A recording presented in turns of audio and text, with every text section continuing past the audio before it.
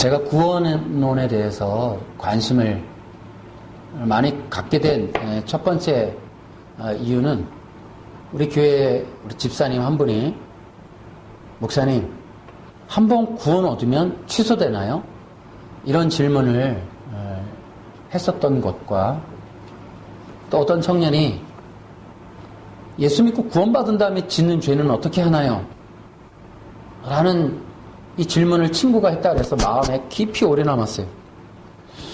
그러면서 이제 전도를 위해서 전도 메시지를 만들어 전도지를 이렇게 만들어야 되겠다 싶었는데 그런 전도 메시지를 만들 때 내가 어떤 메시지를 전해야 될까 이런 고민을 하게 되면서 구원론에 더 깊이 관심을 갖고 앞에 있었던 그런 질문들에 대해서 참 많은 사람들이 궁금해하고 또 헷갈려 한다는 것을 알고 그러한 내용을 전도지에 포함을 해서 전했으면 좋겠다 이런 생각으로 우리가 메시아의 복음이라는 전도지를 통하여 구원론을 좀 정립하고 또 아울러 구원 얻는 복음이 무엇인지를 설명하려고 애를 썼습니다. 일단은 이 구원론은 기독교의 절대적인 관건이고 핵심과 같고 또 기둥과 같고 뿌리와 같습니다. 기독교는 곧 구원이 핵심이라는 거죠.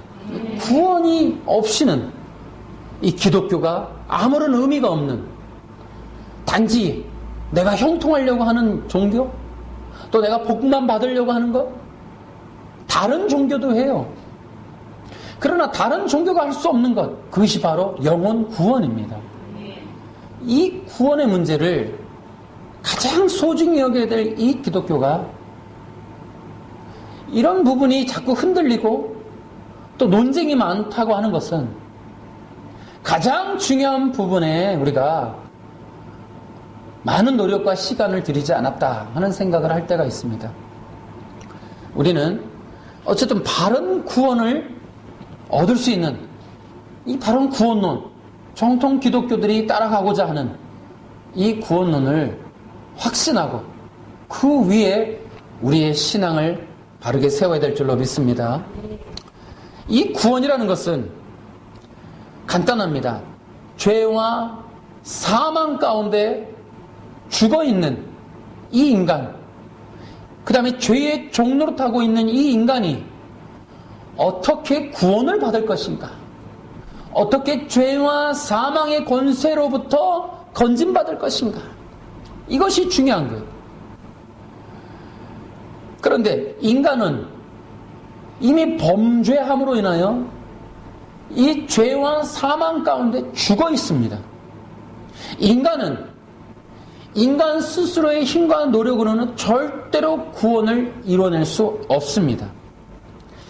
죽은 인간이 죄와 사망 가운데 이 놓여있는 인간이 몇 가지의 선한 행동, 몇 가지의 법을 지킨다 한들 그 죄의 죄 사망의 값을 치를 수도 없고 그곳으로부터 스스로 나올 수가 없는 거예요. 우리가 자칫하면 구원이라는 게 무슨 사람을 좀 바꾸는 거라든지 뭔가 내가 법을 몇 개 더 잘 지키는 거라고 생각하지만 그렇지 않습니다. 어떤 것도 인간을 구원에 이르게 할 수 없습니다. 그렇다면 구원은 오직 하나님만이 해줄 수 있는 거예요. 인간이 구원받을 수 있는 유일한 길은 오직 하나님만이 인간을 구원해 주시는 거예요. 그러면 하나님은 어떻게 인간을 구원하시는가? 그 하나님이 인간을 구원하시는 방법이 뭐냐? 그게 대속이라는 거예요. 이 범죄함으로 말미암아 이 죄의 값으로 죄와 사망 가운데 빠져있는 이 인간을 이 누군가의 죽음과 피로 말미암아 그 죄의 값을 치르게 함으로 인간들을 구원하고자 하는 그 방법, 그것이 하나님이 하시는 유일한 방법, 인간이 구원받을 수 있는 유일한 방법은 대속입니다. 누군가 이 죽어있는 인간을 대신하여 그 죄의 값을 치르고 인간이 구원받는 방법. 이 누군가의 그러면 피, 누군가의 죽음, 누군가의 대속의 이 죽음의 대가, 이 대가집을. 그런데 누가 이 인간을 위한 대속의 죽음, 대속의 제물이 될 수 있느냐는 거예요. 죄와 사망 권세에 빠져있는 이 인간을 대신할 대속의 제물이 누구인가? 왜냐? 인간을 대신해야 되니 그는 인간이어야 하고 인간의 죄를 대속해야 하니 그는 절대로 죄가 없어야 하는데 인간이면서 죄가 없는 인간이 어딨냐는 거예요. 모두 아담 이후로 모든 사람이 죄를 범하였음에 하나님의 영광에 이르지 못하더니 모든 사람이 죄를 범한 상태인데 어떻게 죄가 없는 인간이 있을 수 있느냐. 근데 바로 그렇게 인간이면서 죄가 없는 인간의 대속 제물로 죽어질 그분이 곧 메시아라는 거예요. 하나님이 그 메시아를 약속해 주셨어요. 그 메시아에 대한 약속이 창세기 3장 15절. 그 속에서 이 메시아에 대한 예언을 여자의 후손으로 우리에게 말씀해 주셨습니다. 그 메시아는 여자의 후손으로 오시는데 그가 죄 없는 인간으로 오실 바로 그 메시아라는 거예요. 인간으로 오실 분인데 죄가 없어요. 어쨌든 여자의 후손이라는 말을 제가 다 지금 설명할 수는 없으나 우리는 한마디로 이렇게 요약해서 정리해 볼 수 있습니다.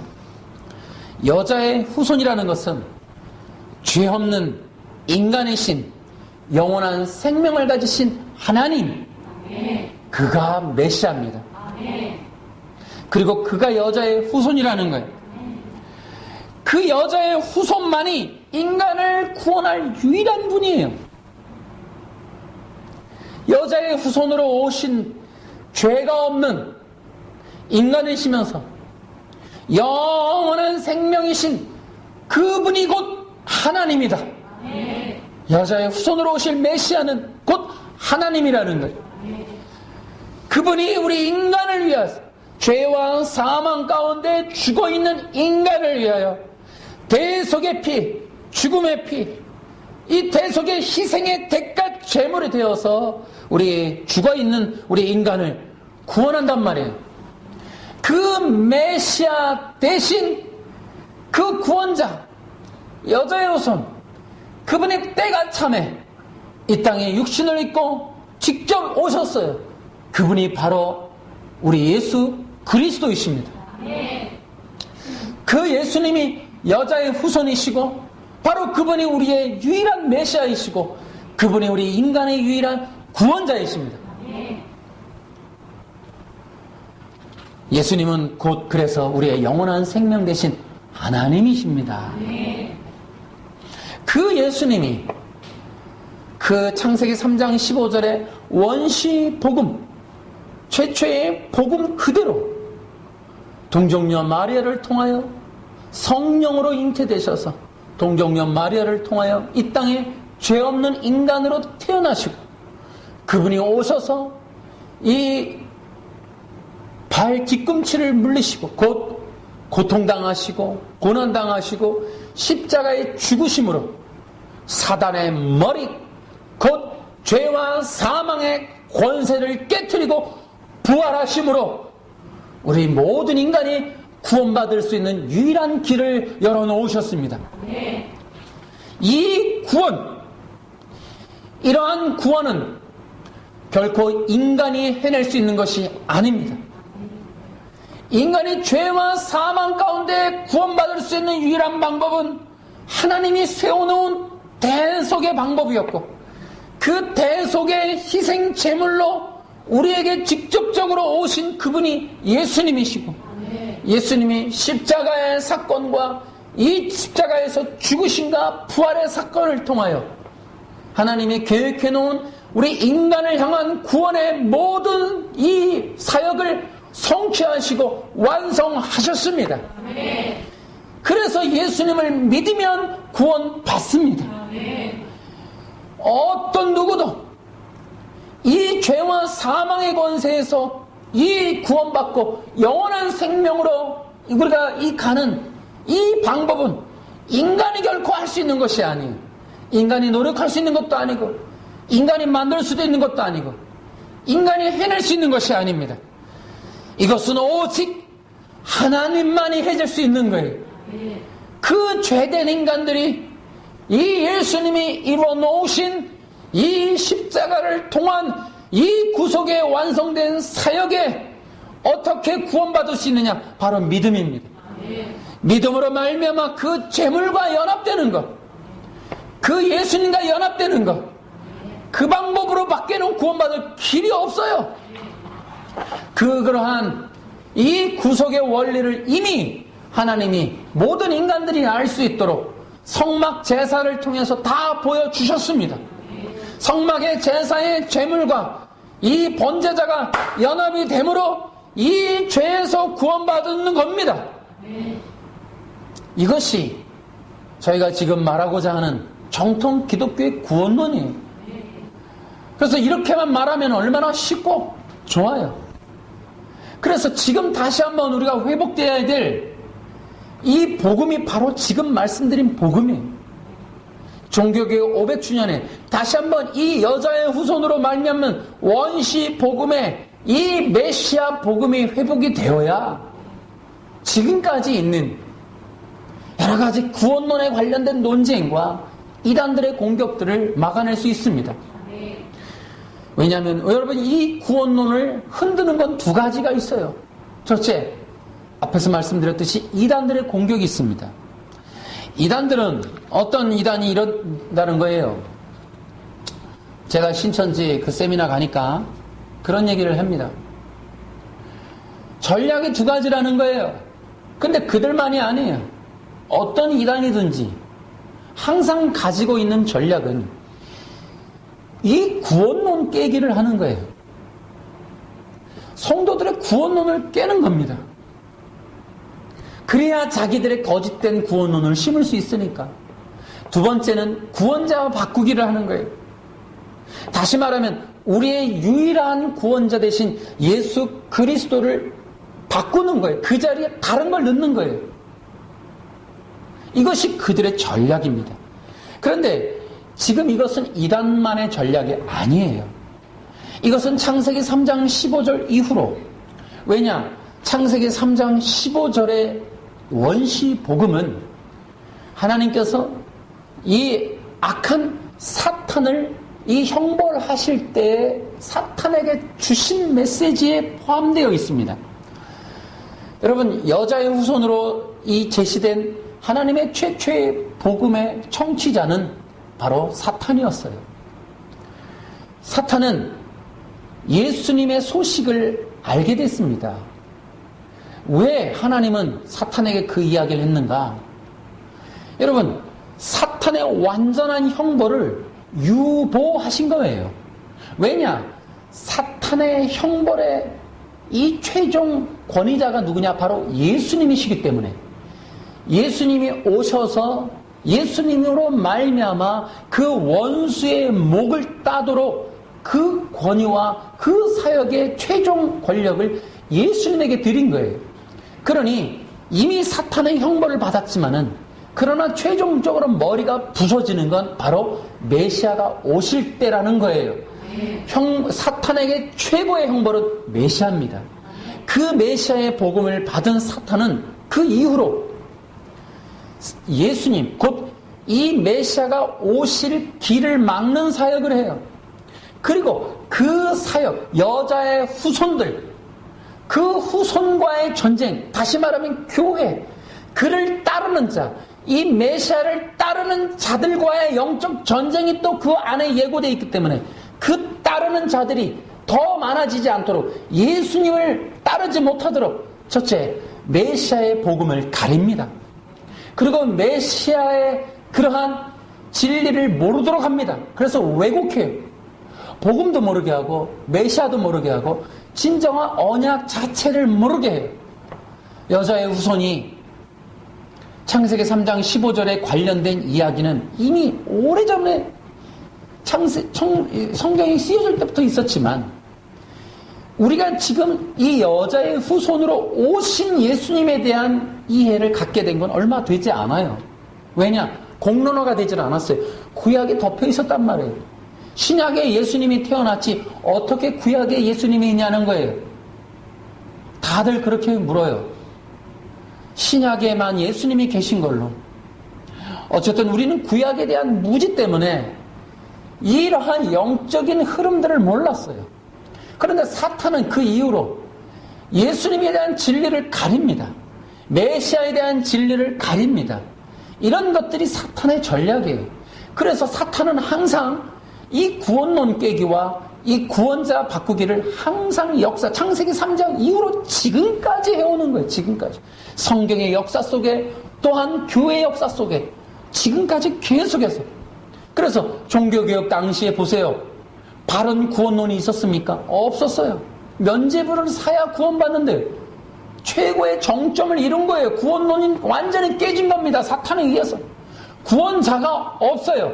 그래서 가장 악한 건 뭐냐면 구원자 없는 인간에 의한 구원의 방법을 모색하도록 하는 인본주의가 문제인 거예요.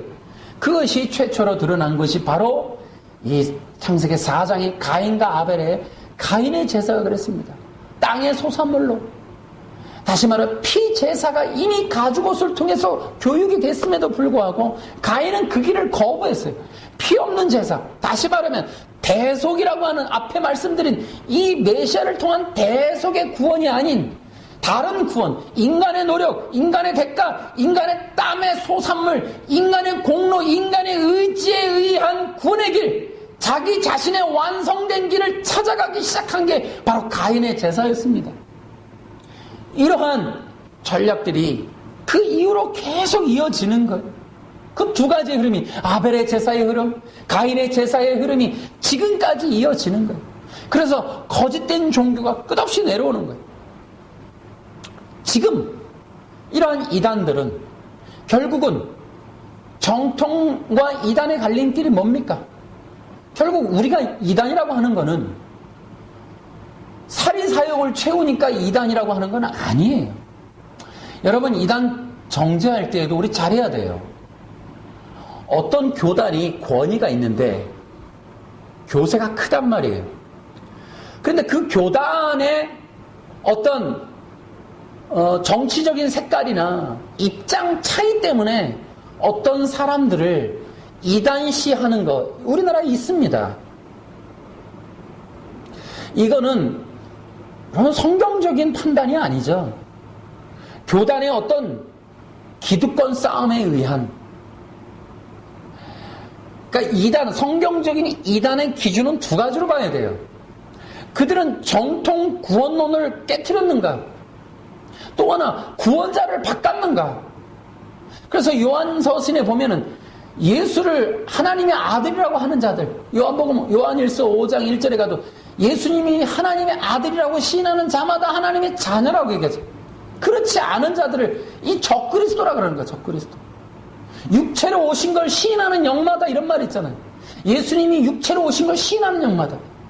다시 말하면 구원론, 기존에 있는 구원론, 갈라디아서처럼 할례를 통해 구원받는다. 이게 다른 복음. 이거 구원론을 깨트린 거예요. 이런 거는 갈라디아 교회 안에 있는 온전한 구원론을 깨트린 거예요. 이거 이단입니다. 또 하나 예수님이 아닌 다른 사람이나 다른 어떤 존재를 갖다 놓는 것, 바알 같은, 구약으로 말하면 바알 같은 다른 어떤 예수님이 아닌 다른 인간, 그들을 구원자 자리에 놓는 것, 이게 이단이에요. 그걸 우리는 이단이라고 정죄해야 돼요. 어떤 사람이 사람을 많이 모아서 사리사욕을 채웠다고 이단이라 치면 그런 기준으로 이단 잡으면 이단 아닌 사람이 몇이나 될까요? 목사님들 중에. 지금도 전도라는 게 영혼 구원이에요? 사람 모으는 거예요? 사람 뺏어가는 거예요? 대형 교회들이 연예인 불러다가 총동원해서 계속해서 그런 부분들이 영혼 구원이에요? 어쨌든 탐욕, 어떤 이단이라고 하는 것을 항상 기억해야 돼요. 우리는 적어도 구원론 깨트리기와 구원자 바꾸기라고 하는 커다란 틀에서 우리는 봐야 돼요. 예수님을 시인하고 예수님을 믿으면 구원받는 사람라는 그런 믿음과 그런 복음을 전하는데 우리는 이단이라고 말하는 것은 되게 조심해야 돼요. 그러나 그렇지 않은 거, 안식일을 지켜야 구원받는다, 보혜사가 다른 사람이다, 이런 것들은 다 이단에 속해요. 그런 이단들의 공격도 있는데 또 하나는 문제가 구원론에 관련된 정통이라고 자부하는 자들의 논쟁입니다. 저는 그런 것들이 이단들의 공격 못지않게 지금 많이 심각하다라고 저는 생각하고 있습니다. 가장 대표적인 것이 지옥으로 가는 크리스찬들이라는 책이 한간에 유행을 했다는 그 사실만으로도 우리 한국 기독교가 얼마나 지금 심각한 구원론 오류에 빠져 있는가를 알 수가 있는 겁니다.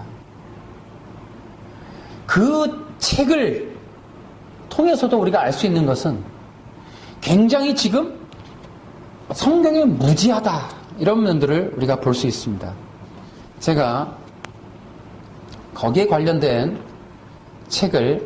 책입니다. 그 책은 아니고 거기에 이런 내용이 있다 그래요. 그 책에, 지옥에 가는 크리스찬들이라는 책에, 그저 예수를 믿고 입으로 고백하면 구원받는다, 이것은 본래 이단사설이다 라고 하는데 이단사설 아니에요. 성경에 있습니다. 그 이단사상, 그러면 로마서를 쓴 바로 이단사상을 퍼뜨린 겁니까? 로마서 10장이 분명히 나와 있죠. 입으로 시인하고 마음으로 믿어 입으로 시인하면 구원 받는다 안 받는다? 받아요. 그래서 거짓 선지자들 통해 퍼져가지고 진리인 양 이렇게 퍼졌다. 또 하나, 아버지의 뜻대로 행하는 자라야 천국에 들어간다라고 하는 마태복음에 있는 말씀을 보고 또 야고보서에서 행함이 없는 믿음은 거짓 믿음이라고 했던 이 두 가지의 말을 근거로 이 구원론에 심각한 도전을 했습니다. 이 부분이 결코 작은 문제가 아닌 게 지금 한 3군데 정도의 성경을 거론하셨는데 전부 다 해석이 잘못되어 있어요. 그 부분들을 제가 차례대로 이제 이 영상 다음에 그대로 해드리겠습니다.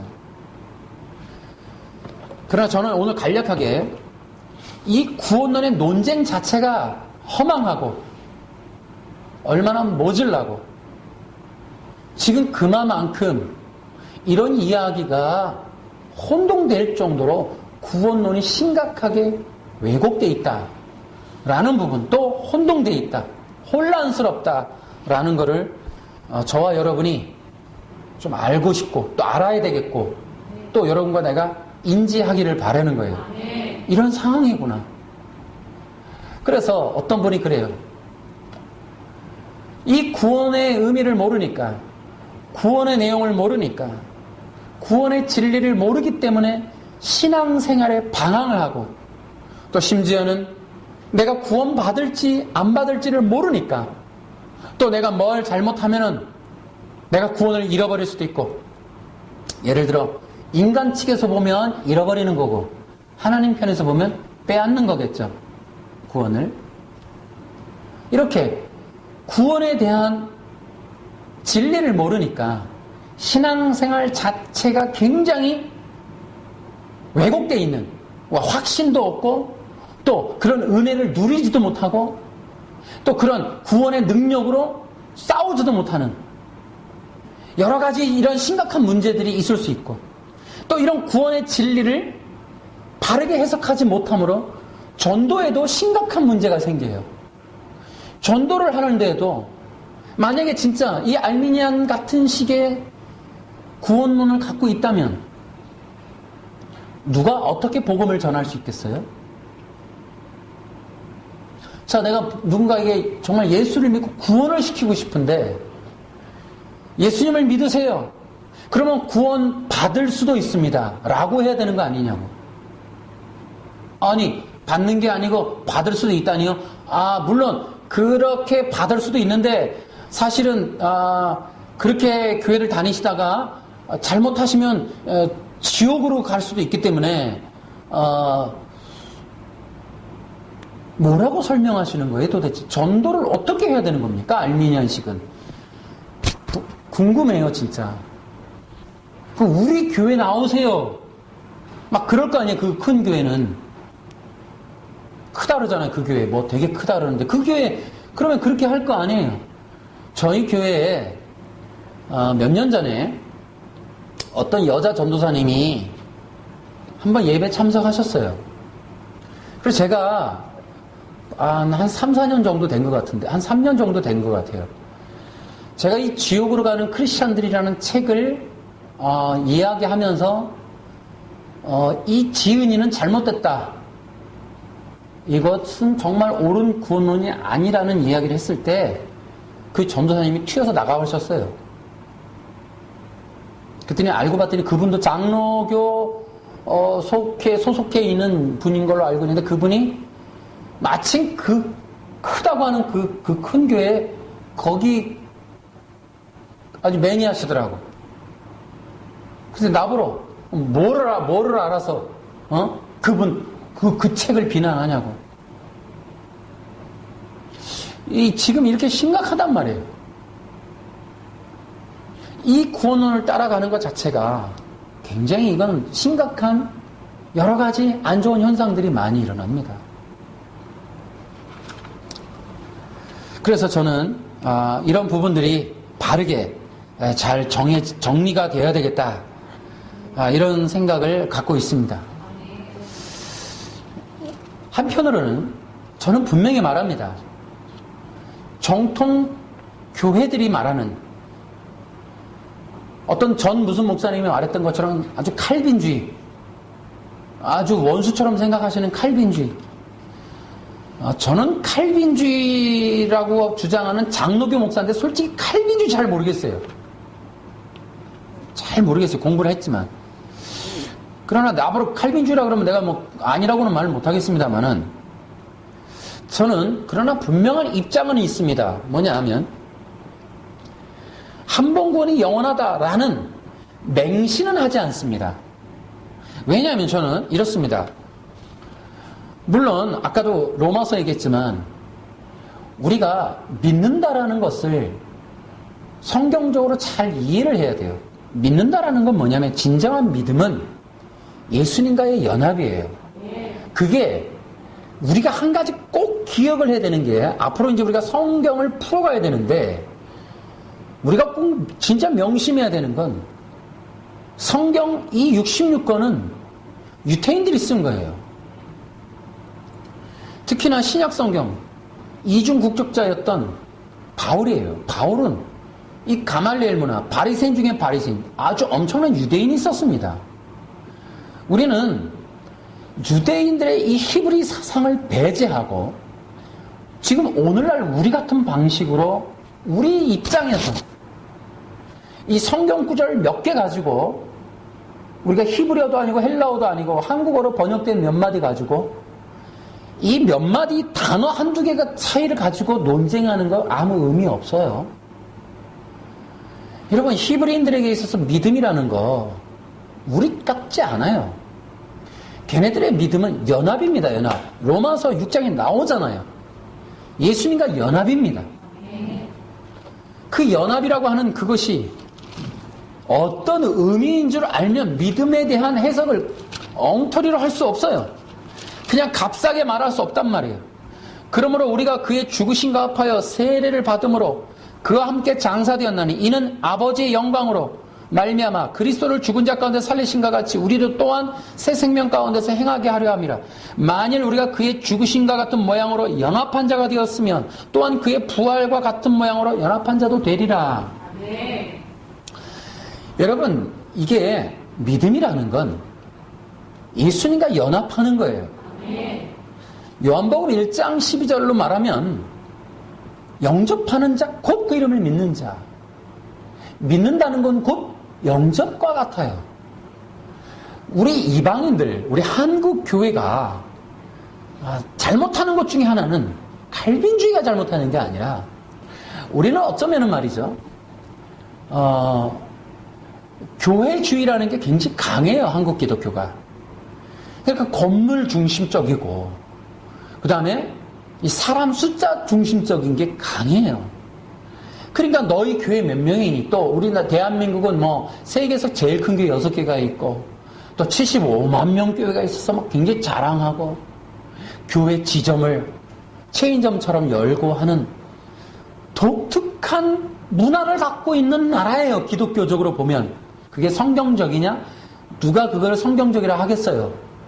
다시 말하면 한국 기독교는 굉장히 물질 물량주의, 또 마케팅주의, 또 인기 영합주의, 또 사람 중심주의, 이런 것들이 강한 세속화가 진행되고 있는, 세속화의 영향을 깊이 받은, 세속화의 문화 속에 찌들어 있는 상태의 기독교예요.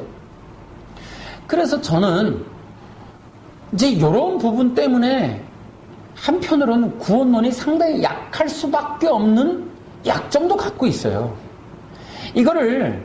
진짜 이걸 제대로 전하기에는 목회라고 하는 이 한계성, 한국에서 먹고 살아야 하고 또 교단에 진출해야 하고 성전도 지어야 하고 이렇게 계획을 쳐서 여러 가지를 꾸밀라 치면 우리 한국 기독교의 한국의 문화 속에서는 또 국민적으로 굉장히 샤머니즘이 강하단 말이에요. 사람들의 이 성공의 야망이 강하고 복에 대한 갈망이 강하고 이 세속적인 어떤 꿈들이 크단 말이에요. 먹고 사는 게 당장 궁하단 말이에요. 그러니까 그런 부분들을 교회가 마치 해결할 수 있는 것처럼 예수님 믿으면 다 해결되는 것처럼 하면서 양적인 부흥을 추구하는 그런 기독교가 되어 왔단 말이에요. 아니라고 누가 말할 겁니까, 이거를?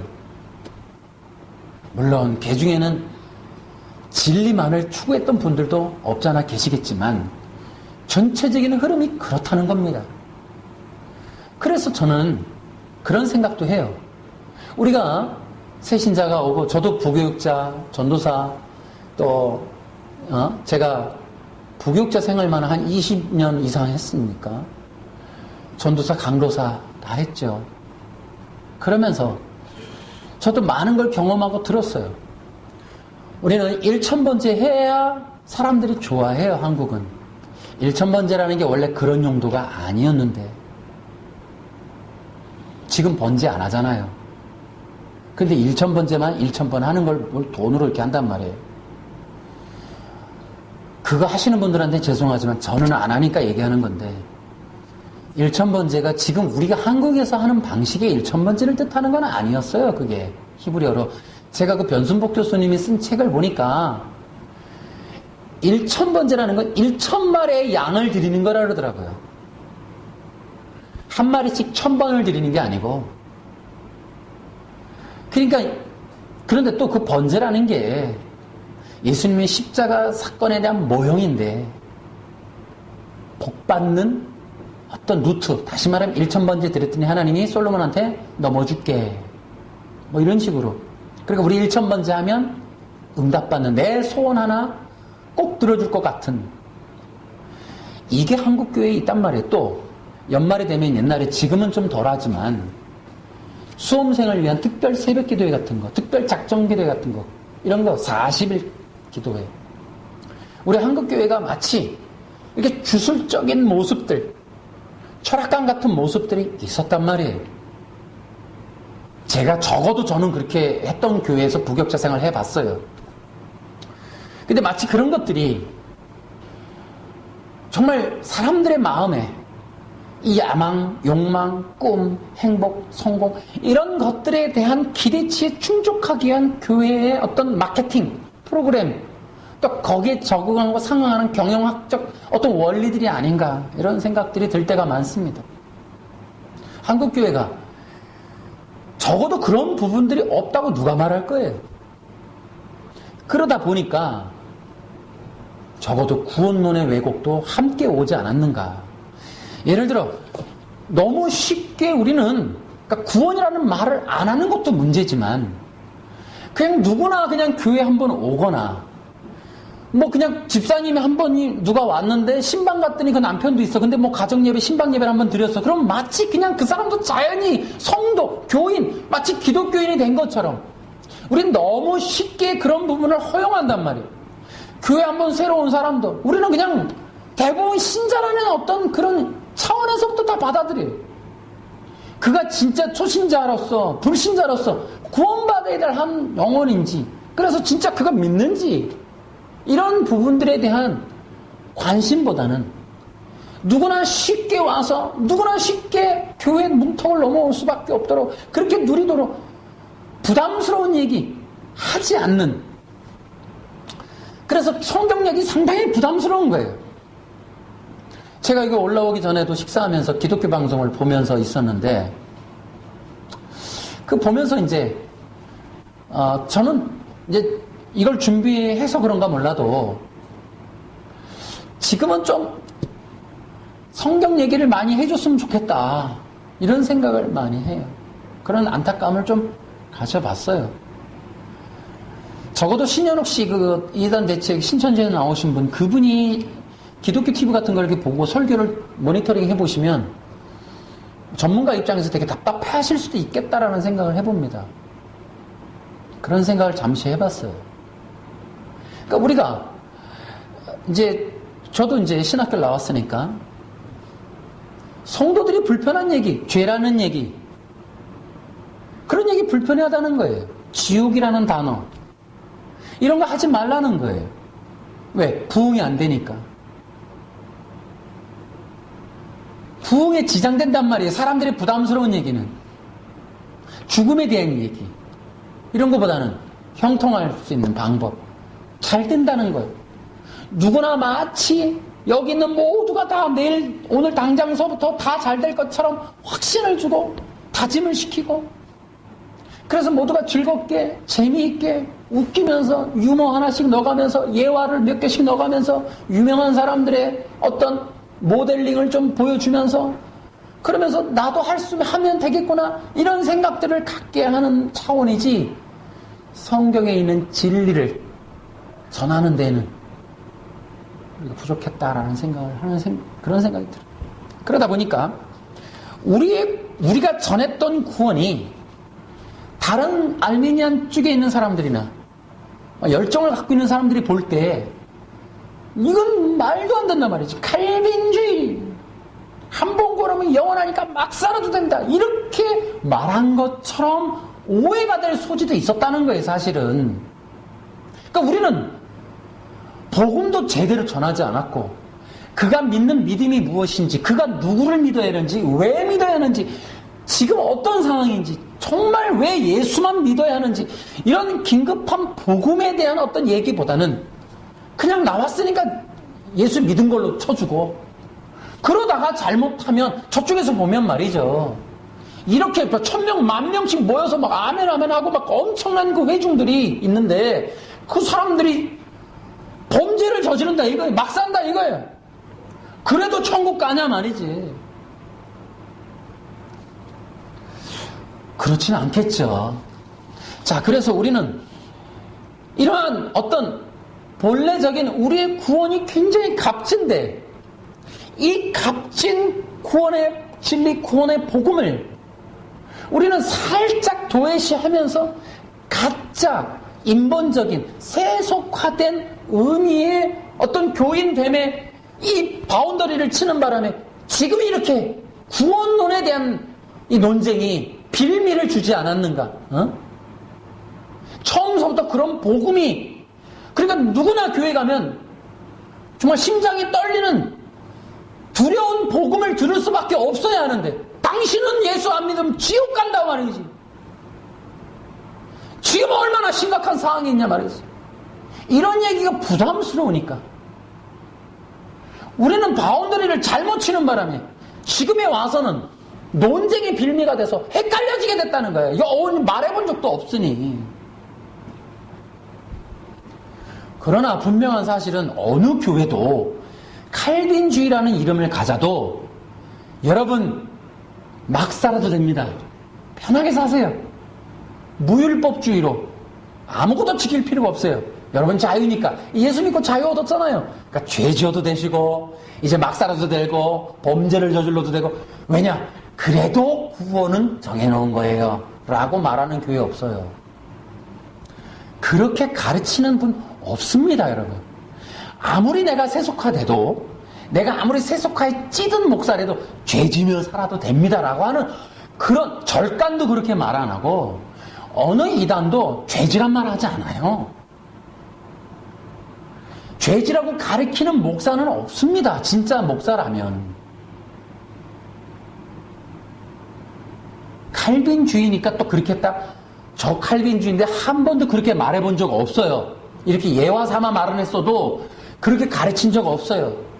적어도 제가 지금까지 만나온 학생, 또 청년, 또 성도들을 향하여 예수 믿고 정말로 구원의 길을 걸어가라고, 십자가의 길을 걸어가라고 말했지, 여러분 안심하세요. 무슨 짓을 해도 구원은 정해놨으니까 막 살아도 됩니다라고 말해본 적이 없어요. 그렇게 말한다고 칼빈주의를 욕하고 있는 그런 목사님들은 오해를 푸셔야 됩니다. 그리고 그렇게 영상을 띄워서는 안 돼요. 칼빈주의 목사님들은 그럼 바보입니까? 그래서 우리는 바르게 좀 정의할 필요가 있는 거예요. 아멘? 우리 거를, 그러니까 지금 다시 한번 다들 얘기하는 게 복음의 회복, 진리 회복, 본질 회복, 이런 요즘에 그 수련회나 이런 세미나 이런 거 보면 복음의 회복, 뭐 다시 종교교회 500주년 만에 뭐 복음의 회복, 복음을 회복하자 뭐 이런 구호들을 하는 게, 사실은 이제 저는 그래요. 회개부터 하고 지난 세월 한국 기독교 안에서 했던 많은 정말 잘못된 프로그램들과 그런 어떤 세속주의에 찌들고 사람 중심적이고 사람 모으려고 그러고 건물 중심적이고 사례비 중심적인 그러한 목회 했던 거 회개부터 하고 정리부터 안 하겠다고 선언하고 그 다음에 복음을 회복하든지.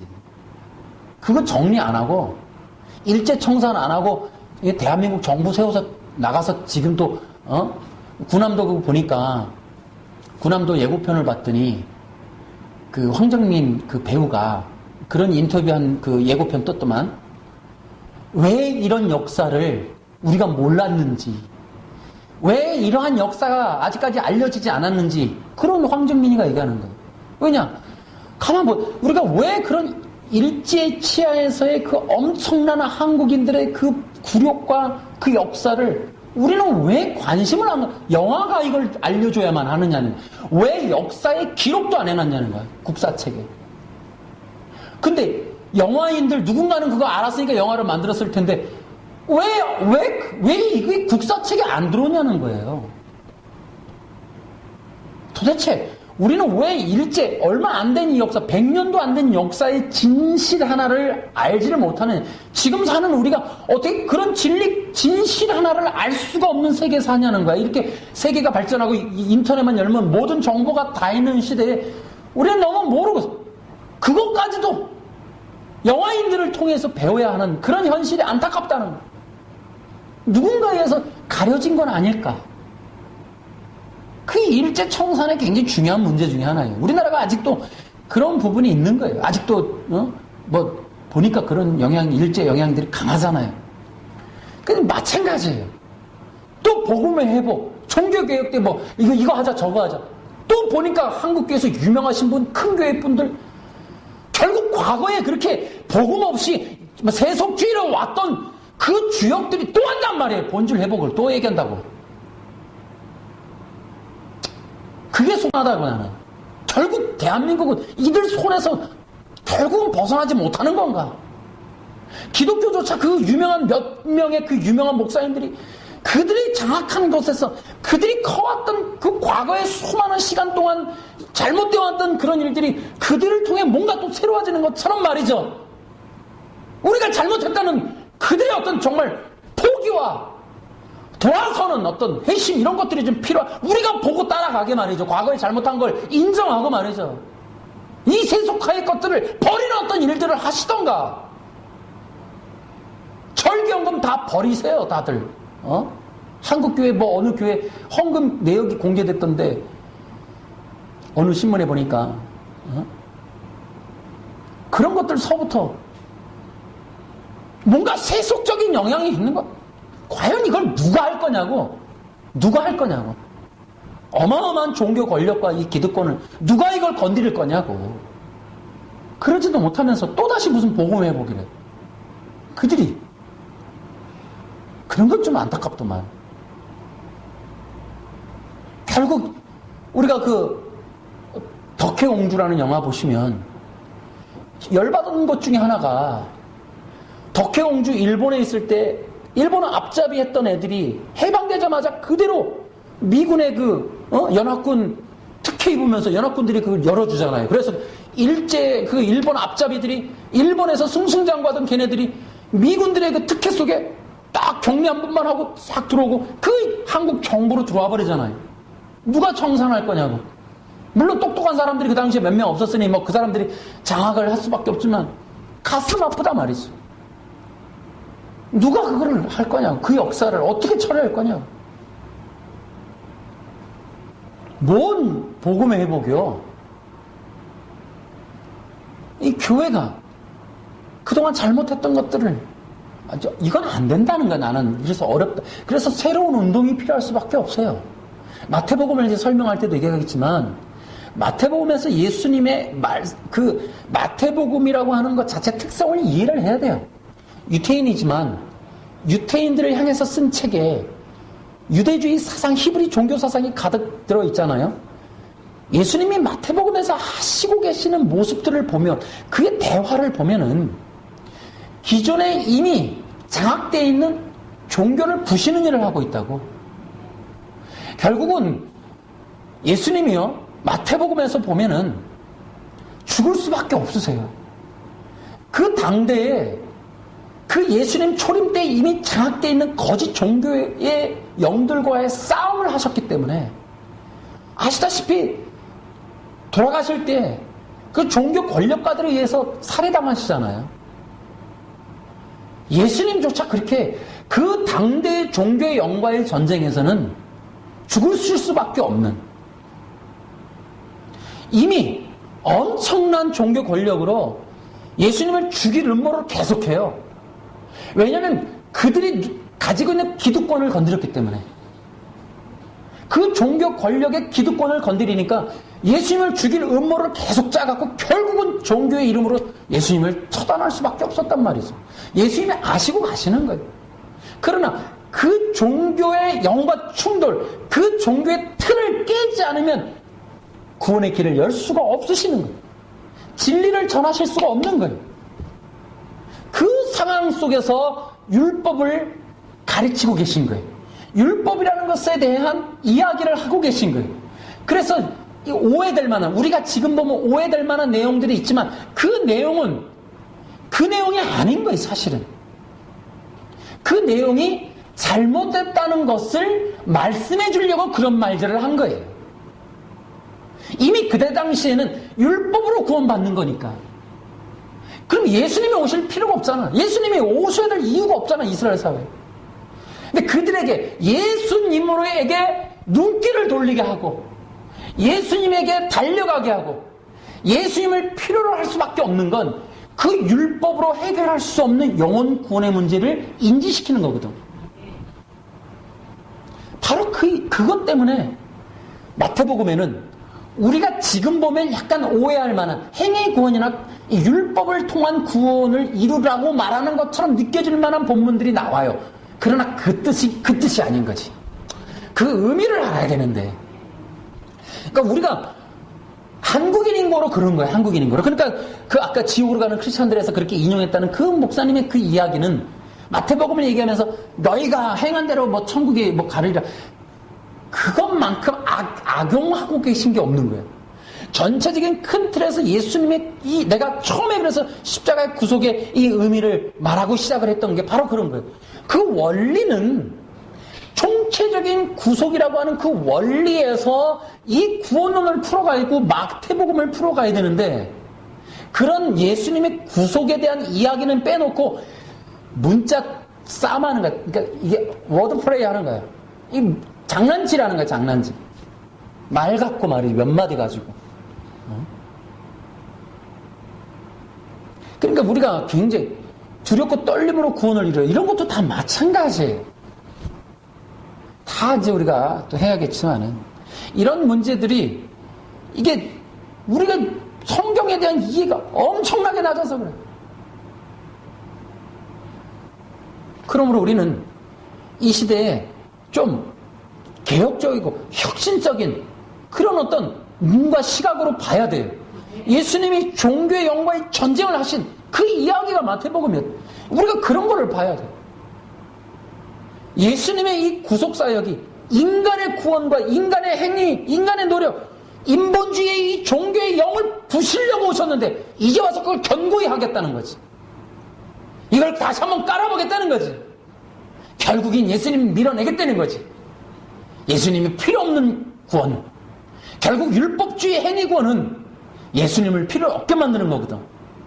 예수님이 아니고 인간 자신 스스로가 만들어내게 만드는 거거든. 그러니까 결국에 이 모든 사탄의 사역의 중심에는 예수님을 몰아내는 거예요. 예수님 없는 기독교 만드는 거예요. 예수님 100%가 아닌 거예요. 예수님 50%, 인간 50%. 그래서 이걸 부분 진료로 만드는 거예요. 예수님을 부분으로. 그게 갈라디아 교회였단 말이에요. 지금 신천지라는데도 예수님 플러스 비읍풀이 플러스 보혜사 이런 얘기를 한다는 거죠. 그런 얘기들을 그러니까 예수님이 부분으로 되게 만드는 거. 우리 개혁 정통주의는 뭐냐? 예수님 100%야. 아멘. 오직 예수님이야. 아멘. 다른 것이 없다는 거예요. 아멘. 인간의 공로든 뭐든 다 필요 없어. 예수님이 부분으로 되게끔 만드는 모든 시도를 우리는 다 거부하는 거예요. 아멘. 예수님 외에 다른 구원의 길을 만들겠다. 인간의 행위 구원을 말하는 이런 요절들이 있지 않느냐? 그런 구절들이 성경에 얼마나 많은 줄 아느냐? 까불지 마! 다 사탄의 역사야. 인본주의, 인본주의. 그게 바로 예수님 초림 당시에 있었던 그 바리새파 율법주의자들의 역사였던 거예요. 그것을 다시 하겠다는 거예요. 우리는 예수님 따라가는 거예요. 아멘. 우리가 구원받을 수 있는 유일한 길은 예수님밖에 없어요. 아멘. 그것에 대한 진리를 예수님이 말씀하신 걸 우리는 본래적인 성경의 의도에서 이해되는 거예요. 아멘. 멍청한 짓을 하면 안 돼요. 우리가 자칫해가지고 어려운 것 같지만 바르게 말하는 것 같지만은 그 길이 예수님을 대적하는 길이면 영혼이 망할 수도 있는 거예요. 큰일 나는 거예요. 다른 영혼들도 실족하게 만드는 거예요. 그렇지만 그래서 우리가 한 가지 기억하셔야 돼요. 우리가 갖고 있는 복음 중에 잘못되어 있는 건 버리자는 거야. 예를 들어 우리는 믿음도 없는데 말만 믿었다고 구원받았냐? 아니라는 거지. 우리는 그거는 거부한다는 거지. 또 예수님에 대한 믿음이 아닌 상태의 어떤 가짜 그런 것도 다 거부한다는 거지. 그게 이제 마태복음에서 나오듯이 마태복음에 나오는 것처럼 장로들의 유전에 기반한 율법주의와 예수님이 성경에 하나님이 말씀하신 율법의 원래 뜻이 충돌하는 내용들이 나오는데 그 두 가지의 충돌이 나옵니다. 그 충돌을 통해 수많은 사람들이 이제 빡빡빡 넘어가는 거예요. 장로들의 유전의 전통에 의한 그다음 이제 성경 구절을 통해 다 말씀을 드릴게요. 이제 그런 일들이 우리한테도 지금 일어나야 돼요. 우리도 분명한 이 구원의 이 인지를 하고 있어야 돼. 그렇지 않으면 우리는 껍데기 신앙으로 잘못될 수 있어요. 그러니까 성경에 알곡과 가라지가 있을 수 있다는 거예요. 그러니까 뭐냐면 진짜인 것 같지만 가짜라는 거예요. 그러니까는 바른 믿음이 있어야지. 한번 교회 출석이 믿음이다. No! 나 말만 했다. 나 예수 믿을게. 그런 것도 no! 진짜 믿는 것. 진짜 믿는 믿음이 우리가 원하는 믿음이에요. 그러면 진짜 믿는 믿음에 대해서 우리는 한 가지만, 이제 이 진짜 구원에 대해서 우리는 여러 가지를 생각해 볼 수가 있어요.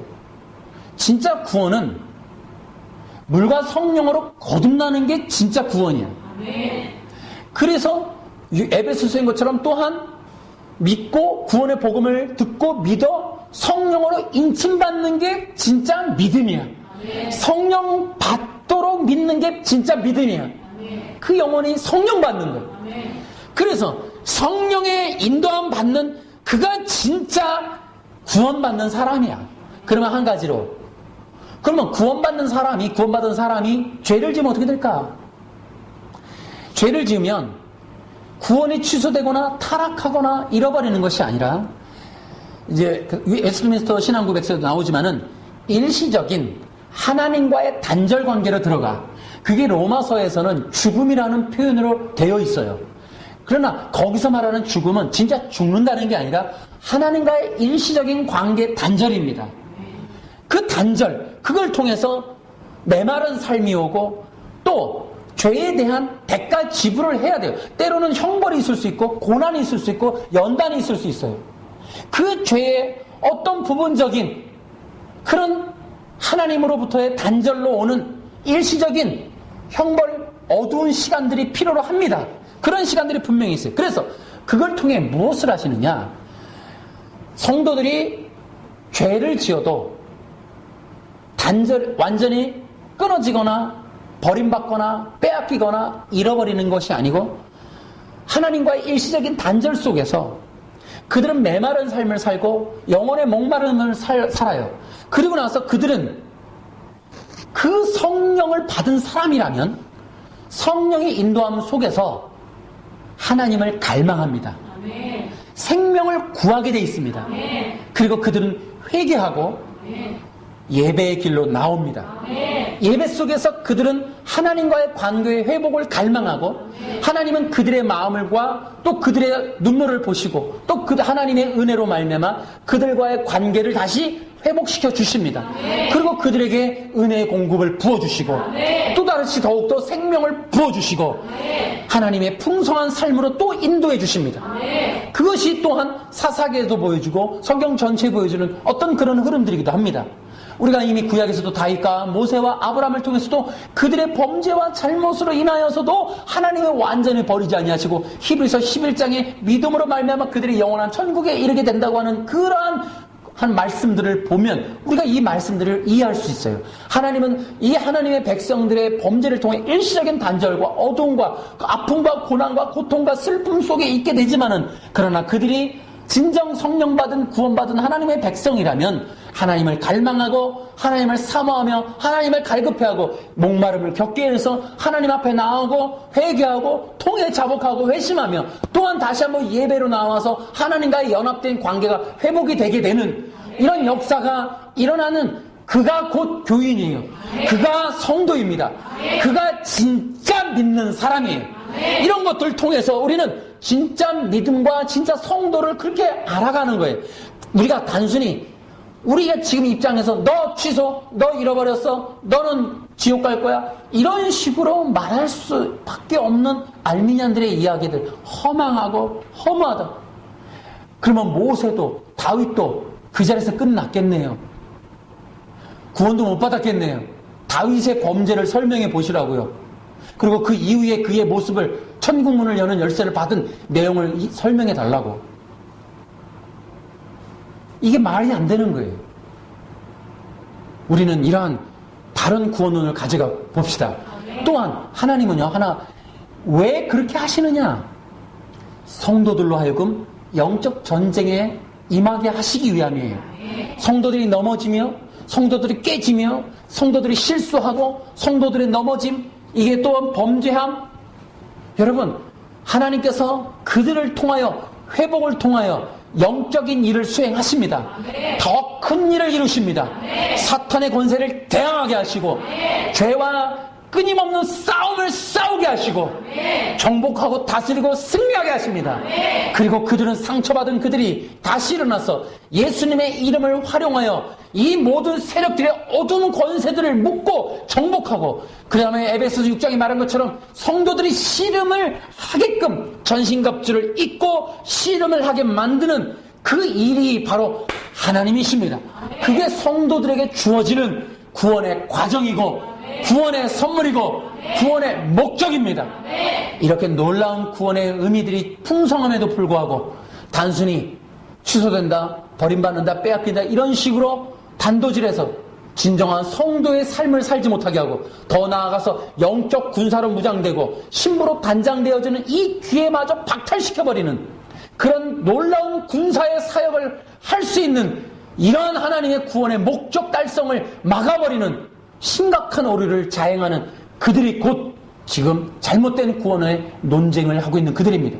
우리는 이것들을 단호히 거부하고 온전한 이 정통 구원론을 붙잡고 승리하며 나아갑시다. 오늘 이 말씀을 듣고 깨닫고 주님 앞으로 나와서 다시 한번 이 구원의 복음에 연합하여 이 구원론을 더 많은 사람에게 전하는 우리 모두가 됩시다. 우리 모두 함께 하나님께 영광의 박수를 올리겠습니다.